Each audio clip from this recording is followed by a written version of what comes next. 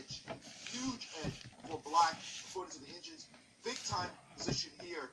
And, well, what can you say? Marissa is deep in thought looking at the variations because they're not at all clear. The youngster who has played so far in a couple of U.S. Women's Championship, a tremendous player.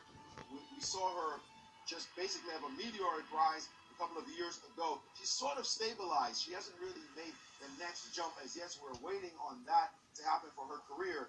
But very charismatic young lady. She trash talks with the best of them. I can tell you, I got to keep up when I'm with that one because she is feisty.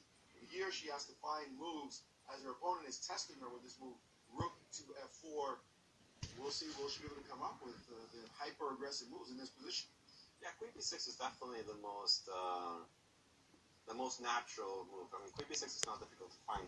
What it is difficult to find is pretty that after rook f8, bishop b3, this move 22 almost in every variation, and it only Alice loses in exchange because bishop's overworked.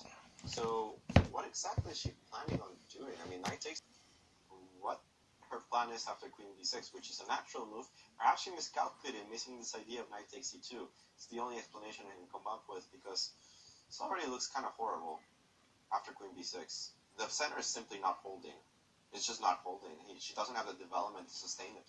And by the way, it is true that rook g4 is not a real threat in this position because the position collapses. Let's say we just randomly threw in the move rook to c8. Rook g4 actually doesn't do anything after this. Looks like you're winning material. It's important to show that this is not a threat because after queen to h4, suddenly with queen f2 on top and queen h2 in the position, if you just drop back, then suddenly this move check and queen back to c5, and we see the knight f2 point you just made, Alejandro.